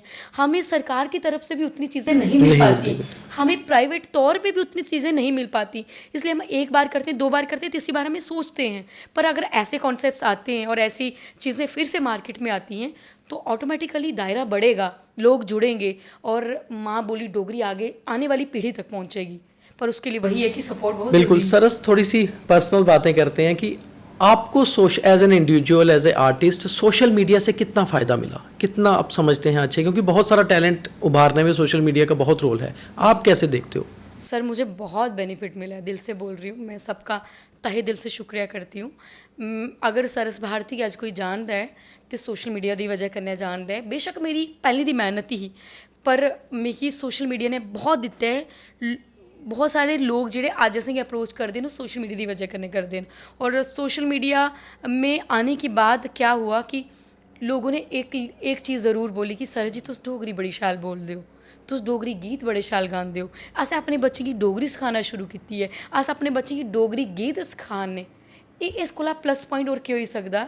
मतलब मुझे सोशल मीडिया ने बहुत दिया है। सबसे बड़ी बात है कि रब दी देन होंदी है, उस माता रानी दा आशीर्वाद साढ़े कन्नै, लेकिन लोगों ने बहुत सपोर्ट किया। तो मैं जितना आप सबका शुक्रिया करूं उतना कम है। सोशल मीडिया पे सर बहुत बार ये हमने देखा है कि लोग कुछ भी लिख देते हैं, क्रिटिसाइज़ कर देते हैं। आप लाइव कर रहे हो तो कुछ नीचे लिख देते हैं, और ख़ास तौर पे एक फ़ीमेल के लिए, एक लड़की के लिए बहुत ज़्यादा ये सीरियस होता है कि जैसे आपने खुद बताया कि कभी कह देते हैं कैसे फादर हैं कि अपनी बच्चियों को वो कर रहे हैं। बुरा भी लगता है, कई बार ऐसा लगता है कि कोई कुछ भी लिख दे रहा है, कोई कुछ भी बोल रहा है, या रिप्लाई करते हो या इग्नोर कर देते हो? सर स्टार्टिंग में तो मैं रिप्लाई करती थी क्योंकि मुझे बुरा लगता था, और जब बुरा लगता है तो इंसान को ये होता है कि एक्चुअल में मैं ऐसा नहीं हूँ, मुझे ऐसा क्यों बताया जा रहा है, या मेरे लिए कुछ कोई वैसे नेगेटिव कमेंट्स बहुत कम होते हैं, लेकिन कहते हैं ना कि हर तरह के लोग हैं, तो वो कहीं ना कुछ दिखेगा आपको। पहले मैं रिप्लाई देती थी, और आजकल मैं उनको हार्ट भेजती हूँ। चलो अच्छा, उनको मैं दिल भेजती हूँ। नफरत के बदले प्यार देना ही बेटर है। क्योंकि मुझे ऐसे लगता है कि एक टाइम के बाद आपको वो चीज़ें इफ़ेक्ट करना कम कर जाती हैं, और जब आप काम कर रहे हैं और आपका एक फोकस है कि मुझे ये करना है, फिर तो मुझे लगता है बिल्कुल भी वो चीज़ें असर नहीं जब करती। कोई भी आदमी राइज कर रहा होता है तो उसके दुश्मन नेचुरली बढ़ते हैं। कंपटीशन में कुछ लोग होते होंगे, वो भी शायद कई बार इस तरह से करते होंगे, आपको लगता है? सर ऐसा मैं कुछ कह नहीं सकती, क्योंकि आजकल ना फेक आईडीज़ का बड़ा ज़माना है, तो पता नहीं वो कौन है एक्चुअल में, वो तो वही जाने जो कमेंट करते हैं। बट हाँ, अपने फील्ड में मुझे लगता है हमारा कंपटीशन खुद से है। अगर मैं लोक कलाकार हूँ तो मुझे खुद में अपने आप को पॉलिश करना है। मैं और कितना कर सकती हूँ, मुझे खुद से होना चाहिए। अगर मैं आपसे कंपटीशन करने लग पड़ी तो फिर तो मैं कुछ कर ही नहीं पाऊँगी। तो इसलिए खुद से करो, और जो आप हो ना वो दूसरा नहीं हो सकता, जो दूसरा है वो आप नहीं हो सकते। हर इंडिविजुअल अलग है, उसकी अलग पहचान है। नेचर कैसी है सरस की? कभी आपको तो वैसे मैंने खुश और हंसते हुए ही देखा है, गुस्सा भी आता है या कभी उदास भी होते हो, कैसी नेचर है? वैसे जो मैं हूँ, मैं यही हूँ एक्चुअल में। अच्छा। पर आजकल मेरी रो भी बड़ा चढ़ता है। अच्छा। आजकल निखिल बड़ा रो चढ़ाता। चलो वो सिबलिंग्स का तो वो लड़ाई और प्यार अपना होता है, पर जनरली कभी लाइफ पे कुछ चीज़ों को लेकर कभी गुस्सा आता है, या कुछ चीज़ों को लेकर कभी मायूसी होती है, और अगर होता है तो वो क्या चीज़ें हैं? बिल्कुल सर, कभी कभी ऐसा नहीं है कि आप हमेशा एक ही मूड में रहते हैं। आप कभी दुखी भी हैं, कभी खुश भी हैं, कभी आपको गुस्सा भी आता है, क्योंकि ये नेचर है इंसान की, ये तीनों चीज़ें होंगी। तो ज़रूरी नहीं है कि कोई एक ठोस वजह हो, कुछ भी हो सकता है, छोटी सी बात भी हो सकती है गुस्से का। ज़्यादातर रीज़न निखिल रहता है, क्योंकि मेरी और निखिल की लड़ाई रहती है। या कभी कभी ऐसा होता है कि मैं स्टेज शो कर रही हूँ, या अब हर तरह के लोग हैं, तो जे कि थोड़ा पानी बद पी लेंदे ने, उन्हें कंट्रोल नहीं होता अपने पर। उन्हें कंट्रोल नहीं होता, तो कई बार ना, मतलब ठीक है आप एक लिमिट तक बर्दाश्त करते हैं, पर जब उस लिमिट से बाहर चीज़ें हो जाती हैं तो फिर आपको ऑटोमेटिकली गुस्सा आएगा। तो फिर मैं माइक पे ये चीज़ ज़रूर बोल देती हूँ कि उन्ना पियो जिन्ना तुस सारी आओ। जब जिन्हें तो अपने कंट्रोल से रखो, ज़्यादातर चीज़ें वो वैसे लाइव शोज में ऐसी दिक्कतें होती हैं, है ना, शादियों में खासतौर पर, फंक्शंस में, प्राइवेट फंक्शंस में। हाँ, प्राइवेट फंक्शन में वैसे तो स्टेज तक बड़े कम लोग आते हैं, प्राइवेट फंक्शंस में होता है, लेकिन ज़्यादातर आपको मतलब बहुत कम मिलेंगे आपको ऐसे लोग। लेकिन जब भी मिलेंगे हम इग्नोर करने की कोशिश करते हैं, क्योंकि हमारा काम है लोगों के चेहरों पे हंसी लाना, लोग खुश रहें। लेकिन वो भी आखते नहीं कि एक लिमिट तक क्या होता, जिसले वो बाहर होइया पानी सिरे को लापर होइया तो फिर तो बोलने लगी पौंदे। अपने आर्ट से, अपने हुनर से समाज में क्या बदलाव लाना चाहते हो? कुछ ऐसी चीज़ें लगती हैं कि हम अपने आर्ट से कुछ बदल पाएँ? बिल्कुल सर, मुझे ऐसे लगता है कि हर इंसान सोसाइटी के लिए कुछ ना कुछ करने की कोशिश करता है। जैसे आप कर रहे हैं, मैं कर रही हूँ, हर कोई कर रहा है। तो हर एक इंसान ये सोच के चलता है कि मैं सोसाइटी के लिए कुछ अच्छा करके जाऊं, या सोसाइटी मेरे से कुछ अच्छा सीखे। तो सबसे बड़ी बात है कि हर प्रोग्राम में हमारा ये कॉन्सेप्ट रहता है, ठीक है हम गा रहे हैं, हम डांस कर रहे हैं, वो हमारा काम है, लेकिन आप क्या मैसेज दे के जा रहे हैं। तो मेरे पापा जब भी किसी प्रोग्राम में जाएंगे वो बात ये हमेशा ज़रूर करते हैं, क्योंकि आज आप देख रहे हैं कि युवा हमारे नशे की ओर बहुत है ना। तो नशा एक चीज़ है, दूसरी जो भी बुराई हमारी समाज में पनपती है और पैदा करने वाले हम ही लोग हैं। बिल्कुल। तो शुरुआत हमें खुद से करनी पड़ेगी। अगर मैं बात करती हूँ कि जी नशा खत्म होना चाहिए, मैं आखनी जी भ्रूण हत्या खत्म होनी चाहिए, मैं आखनी जी गंदगी नहीं फैलाना चाहिए, पर प्रचार तो हर कोई करता है, पर गल तां बनती है कि शुरुआत उस अपने को ले करो, अप्लाई अपने ऊपर करो। तो सबसे बड़ी बात है कि अगर आप 10 लोगों में ये बात करेंगे, अगर एक इंसान पे भी उसका असर होगा तो वो बढ़ता ही जाएगा, कम नहीं होगा। तो सबसे बड़ी बात है, अगर आपने आज देखा होगा कि सरसों पहली कुड़ी है जेकी डोगरी बोलती ही सोशल मीडिया पर, जेकी डोगरी गांदी, डोगरी लोक गीत गांदी, तो अज तुस दिक्खा दे अज बड़ियां कुड़ियां ने, अज बहुत कलाकार ने जो इस फील्ड च कम्म करा दे, लोग अपने बच्चें गी डोगरी आह्ले पास्से लिया करदे न। ते निक्कियां निक्कियां चीज़ां जो सोसाइटी च होआ करदियां न, पर कोशिश है ना जाने कदूं ये कोशिश बड़ा रंग लियाग, एक बड़ा कट्ठ साड़ा बनग, ते अस एह् आखगे कि नेईं जी साढ़े जम्मू सारे डोगरी बोलदे न, सारे साड़ी भाशा गी कोई डर नहीं है।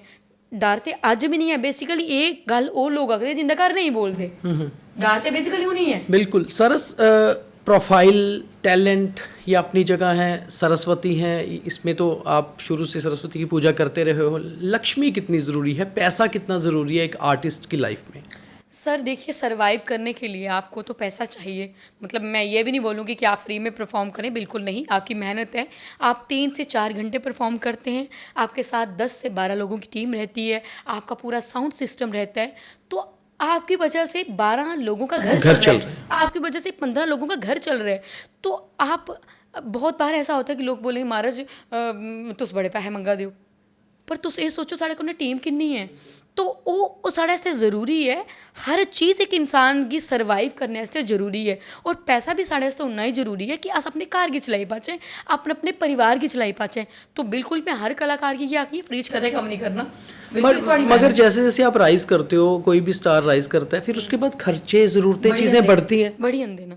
बिल्कुल, क्योंकि सर पता क्या होता है, अब ऐसा हो गया थोड़ा सा, आप कहीं बाहर भी जाते हैं, आप अपनी स्टेट में परफॉर्म करते हैं, आपको तीसरे दिन परफॉर्म करना है।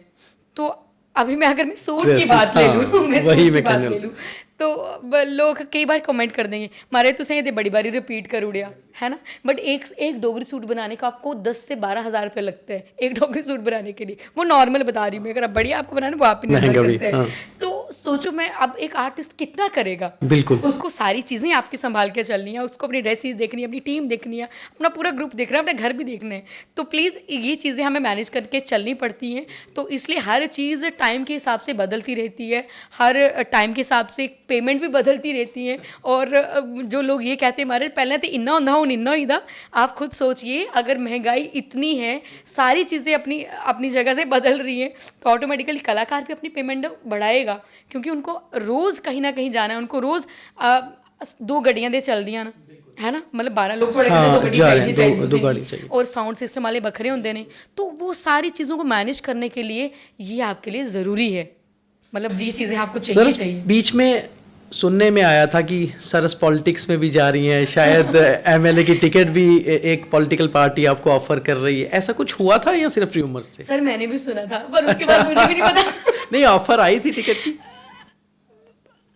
नहीं, मतलब बात हो रही थी। अच्छा। मैं दिल से बोलूँ, मैं खुद भी प्रिपेयर नहीं थी, लेकिन हाँ मैंने भी सुना था, और मैंने मीडिया पे भी देखा था। एक्चुअली में जब मैंने पहले दिन देखा तो मेरे को नहीं पता था कि मैं भी इस लिस्ट में हूँ, मतलब मुझे नहीं पता वो कैसी लिस्ट में आई हूँ, बट मैंने सुना था। उसके बाद जब मैंने सुना, फिर मैंने उस पर विचार किया अगर ऐसा होता है तो कैसे होगा। बट ऑटोमेटिकली कुछ ऐसा हुआ, क्योंकि उसने जब देना है तभी देना है, इसलिए वो जो सोच के चलते हैं उसने बहुत दूर का हमारे लिए सोचा है। हम जो सोचते हैं हमारी सोच यहीं ख़त्म हो जाती है, उसने दूर। आपके डिज़ायर्स हैं पॉलिटिक्स में आने के? सर मैं दिला दसा, रब मैं आज तक कुछ नहीं मंगे रब को, उन्हें आपू दिता, जे उन्हें सोचे तो होगा ना क्या आना है, तो फिर मैं पीछे नहीं हटना। मतलब डिज़ायर्स हैं, आ सकते हो। अच्छा, एक सीक्रेट डिज़ायर होते हैं सर सबके, मेरे भी होंगे, आपके भी होंगे, हर किसी के होते हैं। और जब आप एक आर्टिस्ट हो तो लोग भी बहुत जानना चाहते हैं, व्यूअर्स की आखिर एक सीक्रेट डिज़ायर होता है ना कि मैं अपने आप को वहाँ देखना चाहती हूँ या वहाँ पहुँचना चाहती हूँ, वो क्या डिज़ायर है? सर वो एक ही है, मतलब मुझे ऐसे लगता है कि मतलब डुग्गर दी बेटी सरस भारती सिर्फ जम्मू च नहीं रौह्नी चाहिदी, ਉਹ ਹਰ ਜਗ੍ਹਾ ਹੋਣੀ ਚਾਹੀਦੀ ਤੇ ਸਾਡੀ ਮਾਂ ਬੋਲੀ ਸਿਰਫ ਜੰਮੂ ਤੱਕ ਸੀਮਿਤ ਨਹੀਂ ਰਹਿਣੀ ਚਾਹੀਦੀ, ਉਹ ਹਰ ਜਗ੍ਹਾ ਹੋਣੀ ਚਾਹੀਦੀ ਹੈ। ਔਰ ਉਹਦੇ ਵਾਸਤੇ ਮੈਂ ਇਕੱਲੀ ਨਹੀਂ ਕੰਮ ਕਰੀ ਸਕਦੀ ਹਾਂ, ਉਹਦੇ ਵਾਸਤੇ ਮੈਨੂੰ ਪੂਰੇ ਜੰਮੂ ਵਾਸੀਆਂ ਦੀ ਸਪੋਰਟ ਦੀ ਜ਼ਰੂਰਤ ਹੈ, ਮੇਰੀ ਟੀਮ ਦੀ ਸਪੋਰਟ ਦੀ ਜ਼ਰੂਰਤ ਹੈ। ਅਗਰ ਅੱਜ ਸ਼੍ਰੀਮਾਨ ਰੁਮਾਲੋ ਰਾਮ ਹੋਰੀ ਪਦਮ ਸ਼੍ਰੀ ਹੋਇਆ ਹੈ ਤੇ ਆਉਣ ਵਾਲੇ ਡੋਗਰੀ ਲੋਕ ਕਲਾਕਾਰ ਹੋਰ ਵੀ ਹੋਣੇ ਚਾਹੀਦੇ ਇਸ ਖੇਤਰ 'ਚ ਜਿन्हें कि पद्म श्री लभे, और सरस भारती भी उस लिस्ट 'ਚ होनी चाहिए है। तो ये वास्ते वो दायरा इन्ना तक नहीं होना चाहिए, दायरा बड़ा होना चाहिए, बस मां बोली का प्रचार प्रसार हर जगह होना चाहिए। एक लाइफ में ना हर एक की लाइफ में कुछ ऐसी घटनाएं कई बार होती हैं जिसने आपकी लाइफ बदल दी होती है, कुछ अच्छी या बुरी। तो ऐसी कोई घटना क्या कभी हुई आपकी लाइफ में, या आप कभी यहाँ बताना चाहते हो, शेयर करना चाहते हो, अगर है तो? वैसे इसमें कुछ है नहीं, बट फिर भी मैं शेयर करती हूँ। बिश्नाह में एक प्रोग्राम हुआ, वहाँ पे साहब कांशीराम जी का जन्मदिन था। मैं एज अ सिंगर वहाँ पे परफॉर्म करने गई थी, और मेरे एक और बड़े भाई हैं सोनू हीर जी, वो भी वहाँ पे थे, उनका ग्रुप था पूरा। तो वहाँ पे अब हर कोई स्पीकर अपनी बात बोल के जाता है, कौन क्या बोल के जा रहा है मेरे कंट्रोल में नहीं है। एक्चुअल में कोई कुछ बोल के चला गया किसी के लिए। अब सरस भारती को थोड़े बहुत लोग जानते हैं, तो वो दैनिक जागरण की सेकंड डे की मतलब 15 तारीख में प्रोग्राम करके आई हूँ, 20 तारीख की वो हेडलाइन थी कि सरस भारती ने धर्म के खिलाफ कुछ बोला, कुछ वैसी हेडलाइन थी। बट एक्चुअल में मेरा उससे कोई लेना देना नहीं था, क्योंकि जैसे आपने मुझे अपने शो में बुलाया है, मैं आपसे बातचीत कर रही हूँ, अगर आप कुछ बोलेंगे या मैं कुछ बोलती हूँ तो आप क्या बोल रहे हैं मुझे नहीं पता, या मैं क्या बोलूँगी आपको नहीं पता, पर थर्ड पर्सन क्या के बोलेगा वो मुझे भी नहीं पता।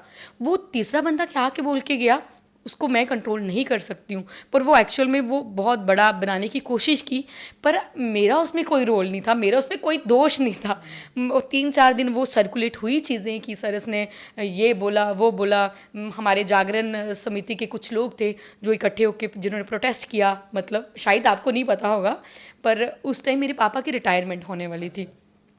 मैं थोड़ी सी डिस्टर्ब होगी क्योंकि 25 को मेरा जागरण था, 20 को ये डेट न्यूज़ आ रही है, 31 को मेरे पापा रिटायर्ड हो रहे हैं, तो वो सारी चीज़ें एक साथ थी। ऐसा नहीं है कि मैं परेशान नहीं हुई, मैं परेशान हुई, मेरी फैमिली भी उस वजह से डिस्टर्ब हुई होगी, बट हाँ उतना हमने उस चीज़ को ज़ोर नहीं दिया, क्योंकि मुझे पता था कि यार इसमें मैंने कुछ किया ही नहीं है, ये मतलब कोई मुझे क्या ही कर सकते हैं, लेकिन लोगों को कैसे समझाएंगे आप? लोगों को तो लगेगा कि आपने ये किया है। तो वो एक नेगेटिविटी फैलाने की कोशिश की गई थी, मुझे नहीं पता वो क्यों की गई थी। और सबसे बड़ी बात है कि जिन बच्चों ने बाद में प्रोटेस्ट किया, जिन लोगों ने, वो मेरे साथ फ़ोटोज़ लेके गए उसी प्रोग्राम में। सबसे जो ऐसी बात हैरान करने वाली कि अगर आपको कुछ लगा तो आप मुझे बोलते, या पता नहीं वो क्या कोई पब्लिसिटी स्टंट था किसी का, जानबूझ के उस मुद्दे को हाईलाइट करने की कोशिश की गई, पर माता रानी उस रब ने इतना हाथ रखा कि वो 5-6 दिन में ऐसे लुप्त हो गया कि दिखा ही नहीं। पर मैंने ज़रूर सीखा कि ठीक है आप परफॉर्म कर रहे हैं, आप अपनी परफॉर्मेंस देके निकल जाइए। सरस, आप भजन, माता के भजन तो आप बहुत गाती हैं, आपने बताया, अभी जागरण में भी पार्टिसिपेट करती हैं, माता रानी का नाम भी आप बहुत बार लेती हैं। बाय नेचर आप धार्मिक हो, पूजा पाठ इन सारी चीज़ों पे बिलीव करते हो? साड़ी पूरा परिवार ना सत्संगी है। अच्छा। असें नाम शब्द ले देता है,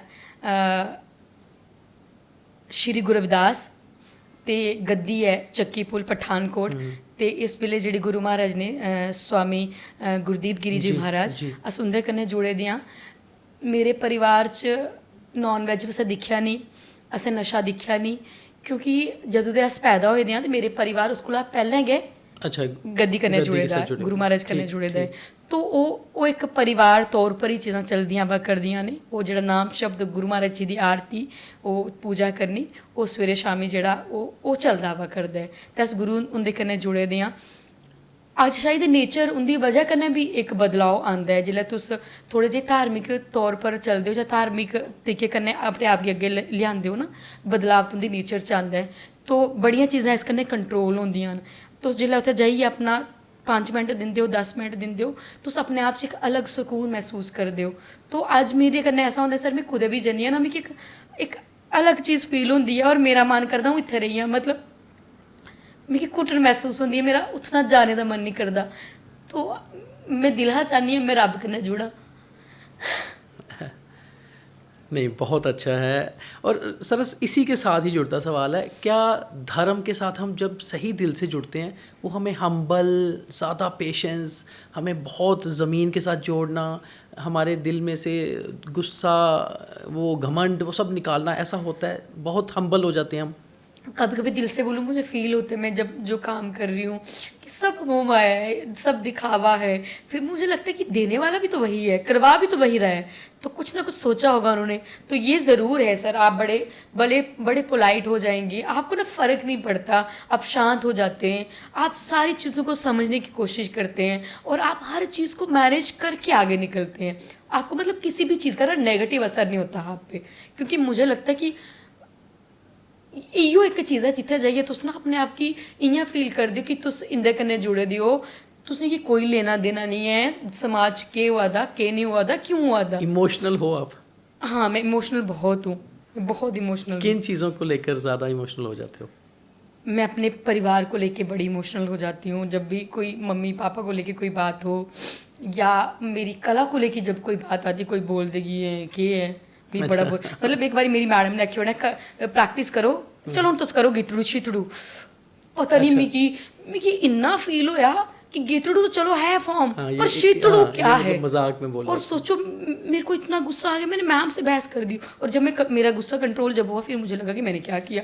पर मैं पता नहीं क्यों, होना चाहिए एक आर्टिस्ट को या नहीं होना चाहिए, पर मैं हूँ, मैं बड़ी हो जाती हूँ। वैसे मैं कभी किसी से सवाल नहीं करता हूँ, मगर क्योंकि आप एक स्टार हो जम्मू की, मैं तो ये मानता हूँ, और डोगरी खास तौर पे फोक की, तो एक व्यूअर्स को ना बड़ी क्यूरियोसिटी भी रहती है। जो एक अच्छी खूबसूरत लड़की है भाई, उसकी पर्सनल लाइफ कैसी है, तो पर्सनल लाइफ में क्या सोचा है, कब अपनी लाइफ सेटल करनी है, या अभी टाइम फ़िलहाल फोकस करना है करियर? सर अभी तो टाइम नहीं है, दिल से बोलूँ, अभी काम कर रहे हैं, काम करेंगे। और सबसे बड़ी बात है कि हम 3 बहनें में सबसे छोटी हूँ, भी किसी की भी शादी नहीं हुई है। अच्छा। मैं सबसे छोटी नंबर हूँ, लेट है। तो मेरा नंबर बड़ा लेट है, दास्ते भी बड़ी कोई चिंता नहीं है। अच्छा। आराम करने नंबर आना है। बाकी हर इंसान सोचता ही है, अपना अच्छा फ्यूचर हर इंसान चाहता है। तो मुझे लगता है टाइम के हिसाब से आप अपने आप को एडजस्ट करते हैं आप। और जो सबसे बड़ी बात है, जो बच्चा हॉस्टल में रहा है ना, वो अपने आप को हर जगह एडजस्ट करने की कोशिश करता है, वो कर भी लेता है। तो कोई बहुत बड़ी ख्वाहिशें नहीं है कि ऐसा होना चाहिए वैसा होना चाहिए।